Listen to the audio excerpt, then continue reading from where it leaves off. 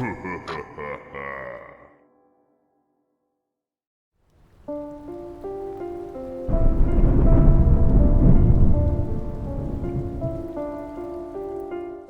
I miss the dreamy sensations that came with childhood, like the excitement of visiting an amusement park. Back then, they seemed like dreamlands nestled in reality, and it was as though no kid could wait to visit them. My younger brother and I were no exceptions. Whenever summertime rolled around, we would eagerly count down the days until Playland opened its gates. Never heard of it? Playland is a very old amusement park in our hometown of Rye, New York, and it was always the place to be when we were kids. I made many fond memories at that park. The first time I rode the famous dragon coaster, playing frisbee on the park's beach with my brother and father, and the night my crush kissed me on the cheek as we watched the fireworks display from the boardwalk. One particular memory, however, overshadows the rest. It was the night our adult sister and her boyfriend had brought us to Playland. The four of us had spent the day riding the coasters, playing mini-golf, and so on, but what my brother and I were really looking forward to was going on the dark rides. You know, those indoor rides through dark tunnels with different scenery and animatronics. At the time, there were rumors going around that all of Playland's dark rides were going to be shut down, so we were adamant about paying them our final respects. My brother insisted on waiting until nightfall before riding them, so I assumed he wanted to go on the zombie castle or the flying witch first. But once the sun had disappeared behind the sea line, instead he hurried us to the tamest of the dark rides, Ye Old Mill. While the other two dark rides take you through castles infested with zombies and monsters, this one takes you on a boat ride through caves inhabited by Disney-esque gnomes and trolls. I asked him, "You want to ride this one first? I thought you were our main thrill seeker." "Yeah, I am," he replied, "but I want to try something." I could hear a bit of mischief in his voice. "Try what?" "I heard that if you go on this ride alone at night, you can see a ghost at one part." Okay, so it was clearly only a rumor he had heard at school, but what would one expect from a 9-year-old? I, who was 11 at the time, just brushed it off, although I was, admittedly, a superstitious kid. "Just wait here, I'll go on first." He turned to run to the ticket booth when our sister swiftly stepped in front of him. "No, you're not," she snapped. "Don't you remember what happened last year?" "Oh, yeah," I muttered to myself. I had almost forgotten about the incident that had occurred on the ride looming above us, a tragedy that had played out like a horror story. You see, Playland has a small record of deadly accidents, one of which occurred in 2005. A 7-year-old boy had gone on the old mill alone, having passed its minimum height requirement. His mother, who had been waiting outside, was terrified to find that the boat he was riding in returned empty. The news later broke out that authorities had discovered his body stuck beneath one of the conveyor belts used to move the boats, under more than 2 feet of water. There were no eyewitnesses to the accident, and inspectors found nothing wrong with the ride itself, so it was believed that the boy became frightened and climbed out of the boat in an attempt to escape. According to the boy's autopsy, the cause of his death wasn't by drowning, but blunt force trauma to the head. "He'll be fine as long as he stays in the boat," I said. Sis frowned at me as my brother nodded in agreement. Even though I understood why she was worried, I thought she was overreacting. The old mill was one of the safest rides in the park, and our little thrill seeker didn't scare easily. "Look, you two can just ride it together. The ghost might appear anyway, right?" "Yeah, guys," her boyfriend chimed in. "You can take it like a pair of Ghostbusters." The cheesiness of that line made me laugh, as did the face my brother made in response. I said to him, "Sounds fine to me." He just sighed in defeat. "Oh, alright." As my brother walked up to the booth, Sis put a hand on my shoulder and quietly said, "Don't let him do anything stupid, okay?" I turned to see her face dark with concern. Hell, she sounded like she expected us not to come back. What did she think our brother would do? Jump ship and hide in the scenery? Sounds silly, but it was technically possible. The old mill has narrow concrete paths running along the walls for staff access, so people could hop out of the sluggish boats and go exploring. To try and calm her down, I placed a hand on her shoulder and said, "Okay, I won't let him get eaten by the robot gnomes." "Oh, shut up and go already!"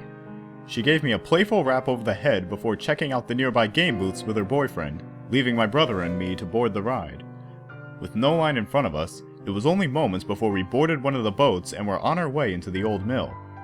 Rounding the first bend, we were greeted by an animatronic gnome in mining gear perched on a pipe above us. "Welcome to Playland Waterworks," it announced in its usual western accent. "We're keeping it flowing down here, but stay in the boat and on the main waterways. There's hungry trolls hiding in those back caverns."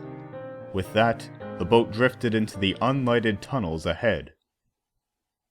Do you ever get the feeling that a room seems darker when you know it's dark outside? Never having been on the old mill at night, I was getting that sense. Aside from the lights on the scenery, the tunnels were completely black. I tend to get a little anxious in really dark places since my eyesight isn't the greatest, but being with my brother helped alleviate that anxiety. For the first couple minutes, we just poked fun at the scenes we passed, which consisted of the gnomes performing generic mining duties, digging for gems, blasting stone with TNT, and accidentally blowing each other up, in the cartoony covered in soot way, of course. At one point I asked him, "So, when's this ghost supposed to appear again?" "I don't know," he replied with a shrug. "But it wouldn't be here, it's too bright. Maybe if we're really quiet." We had just entered a room full of mock machinery, the set brightly lit. Both of us went silent, so I just listened to the bouncy music playing over the speakers. I heard a sharp clicking sound a couple times as we passed through the room. Assuming it was just the music skipping or something, I ignored it and thought about the accident. That kid must have been really afraid of the dark. That, or the scarier scenes got to him. But still, to frighten him enough to want to climb out of the boat. My thought was interrupted when my brother turned excitedly towards me. "This could be it! Get ready!" This is where the memory becomes more vivid for me, as though it happened last night. Ever since I was little, this particular part of the ride struck me as foreboding. As the boat made another turn, the comical music emanating from the machine room faded out, overtaken by the sound of gusty winds. A white strobe light flickered in the distance, while foul thunder echoed through the corridor, creating the illusion of getting caught in a summer storm. The chilling atmosphere was amplified by light mist spraying about, surrounding us in a cool embrace. There's nothing here, I thought to myself. Nothing here except us. But then, I heard it again. Click, click, click, just like in the last room. Without the music and voices of the animatrons, I could hear it more clearly. It reminded me of the sound a dog's claws make when it walks across a hard floor. I glanced around, even though I couldn't see a damn thing, and tried to locate the sound. Then it occurred to me that the only floors around were the paths alongside the boat. "Hey, do you hear that?" I asked my brother. "What?" "That clicking sound." A crash of thunder suddenly burst from the speakers, cutting me off and making my heart leap. But what frightened me more was that as soon as the thunder rang out, I thought I heard something splash in the water behind us. "What, did you hear the ghost?" my brother asked. No, I stammered. Disappointed, he turned away from me without even noticing my unease. As our lonely vessel drifted beyond the stormy hall, I listened carefully for the clicking sound again. Click, click, click. There it was, sure enough. What the hell is that? I thought. I was beginning to think it was just in my head, but then I heard something else alongside it. Clack, clack, clack. It was just like the clicking, only heavier, sharper. "Go back, please!" a worried voice warned us. I noticed we were drifting by the next scene. A gnome with a lantern waving at us from a small cliff. "Last chance! They'll get you for sure! Please don't go back there!" From that point forward, my imagination started to run away with me.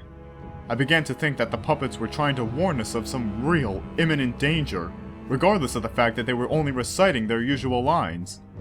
I wasn't even focused on the scenery anymore, instead fearfully staring at the floor of the boat while my mind ran wild. If a ghost were haunting the ride, would it try to hurt us? "I warn you, humans!" I heard one of the troll puppets shout. "Go away now!" What if someone who had come in before us decided to hide in the scenery and scare whoever passed by? What if that person was dangerous? Or maybe, instead of some phantom or adolescent trickster, we were being watched by... It's something else. It's too late now, another troll said, letting out a low, wicked laugh. I finally looked up, recognizing the scene in front of me. The troll was stationed next to a sharpened log suspended by vines. A trap. The log suddenly swung forward as the tunnel was engulfed in darkness. A crashing sound played moments later. Just before the crash, I let a scream slip out as I heard another splash. This time, it wasn't as far behind. "What? What is it?" my brother shouted back in surprise. "Didn't you hear that?" I stammered. "Something's in here! In the water!" He paused a moment, as though to say he had been hearing something as well throughout the ride. You better not be joking!" He was trying to sound tough, but he couldn't mask the fear in his voice. The trepidation I had felt since the stormy hall had finally overtaken me. I was on the brink of tears, glancing every which way to find the source of that godforsaken sound of claws on stone. I hoped and prayed that we would come to a tunnel with more light, and fast. Click, click, click. I held my breath, frozen in terror. Whatever was making that sound was right beside the boat. For the first time, I heard it breathing. It took in quiet, shallow, croaking gasps as if it was struggling for air. It wasn't the mournful moaning of a child's spirit, however. No, it didn't even sound human. I had to know. Despite the temptation to just hide my face in my sweaty hands, I had to know what in God's name was following us. Summoning whatever little courage I had, I slowly turned my head to the path on my left. Fear pierced my heart as I met the incandescent gaze of two green, unblinking eyes. They were wide and blank like those of an anglerfish, but I couldn't make out the head they were attached to. I heard its claws lightly click against the concrete as it crept alongside the boat. Its eyes locked onto me. Shivering, I took in only quick, stilted breaths, afraid that any sudden movement or sound would cause it to attack. I wanted to warn my brother and tell him not to move, but before I could... "What's that noise?" he asked meekly. I heard his body shift as he turned to face me. Suddenly, he let out a scream, clearly seeing what I saw. The creature immediately averted its eyes from me and locked onto my terrified brother, responding to his scream with a loud hiss. It darted past me and leapt towards him at alarming speed. My brother cried and screamed in pain, snapping me out of my fear-induced paralysis. Without thinking, I reached out to pull the infernal thing off of him, fumbling in the darkness until I got a hold of it. It wasn't very big, but it was powerful. The rough scales that made up its exterior dug into my skin as it squirmed relentlessly in my arms. I was about to throw it overboard when I suddenly felt several claws strike me across the face. I shrieked and clasped my hands to my face as the damn creature slipped free. Wiping my eyes of what was either blood or tears, I turned around to see those faint green eyes burning into mine. All at once, I felt a churning blend of fear and rage, and as it approached again, I swung my leg as hard as I could. The creature let out what sounded like a gasp as my foot slammed against it. Realizing I had the upper hand, I rushed forward and kicked at it again, and again, and again, before backing towards my sobbing brother. Still unable to see anything in the darkness but those eyes, I watched as they unsteadily turned from us and disappeared over the rear of the boat with a splash. To my relief, the boat was just starting to pass one of the next scenes, offering us just enough light to see. "Quick, it's gone! Get out of the boat!" Thanks to the adrenaline coursing through me, I was able to pull myself onto the concrete walkway beside the set, and my brother after me. I could see his wounds in the dim, orange light. His legs were scratched up, as was his chest, visible through his torn shirt. But his worst injury was on his left arm, drenched in blood. He was tightly clutching a large mark between the wrist and elbow. "It bit me!" he sobbed repeatedly. There was no way in hell we could stay any longer. "Come on, we need to get help!" I choked out, trying to catch my breath. Thankfully, he was still able to walk. By sticking close to the wall, we were able to find our way to the next set without falling off the narrow walkway. The scene was of a troll cutting down a tree, so I knew we were close to the end of the ride. "Don't worry, we're almost there! Almost!" Clack, clack, clack. The familiar sound stopped us in our tracks. I began to tremble, ready to sob out of utter disbelief. No, that's not real, I told myself. But what followed was unmistakable. A furious, hissing roar right behind us. Instinctively, I turned around, just in time to see another glowing pair of eyes charging in our direction. Run! We bolted towards the end of the set as the second creature entered the room. I looked back for a moment to see how far behind it was, catching a blurry glimpse of its appearance. It was some ungodly animal, larger than the other one, clawing its way towards us like an enraged crocodile. Its eyes burned bright yellow-orange like twin torches, and its teeth seemed to be bared and jagged. All I could see of the body itself was a grayish-red color, but it wasn't about to stop to get a closer look. My brother and I scrambled into another black corridor, the longest in the entire ride, and saw the light of the last set visible at the end of it. I thought we were in the home stretch, but the next thing I knew, something clamped onto my right leg. I fell forward and hit my head against the floor, calling out to my brother and reaching out with my arms. "What happened? Hurry!" he cried. "I can't!" I cried back. I felt the creature tug on me, sending a splitting pain through my leg. Thinking I had been bitten as well, I looked behind and saw that the glowing eyes weren't that close to me at all. I quickly realized that it had ensnared me with some kind of appendage. With his arm hurt, my brother couldn't pull back, which left only one option. "Get help! Get out and get help now!" "What? But it'll..." "Go now! Run!" With that, I heard my brother's crying grow fainter and fainter as he hurried to the end of the tunnel. The beast growled as it tugged on me again, pulling me closer to what would certainly be my demise. I desperately felt around for anything to grab onto or use as a weapon, to no avail. I tried to grip the edge of the walkway and pull myself free, my mind overrun with thoughts of my family, the memories of that park, and the child with whom I was about to share a final resting place.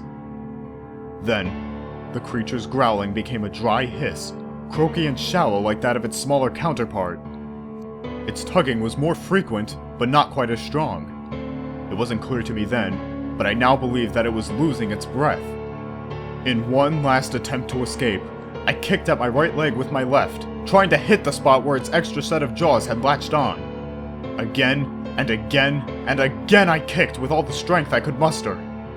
Finally, unable to last above the surface any longer, the creature released my leg and leapt into the water.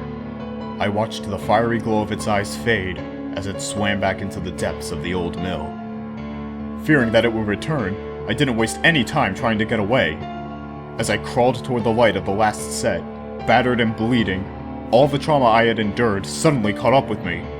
My head throbbed violently and my arms grew weak, the whole world melting into a bleary mess before my eyes.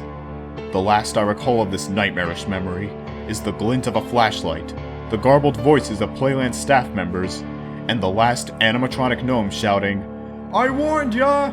I warned ya!" I awoke the next day in a hospital bed. My dear younger brother was in the bed next to mine, still asleep. I would learn later that day that he had stumbled out of the ride pale and hysterical, screaming over and over that there was a monster in the ride and that I was going to die.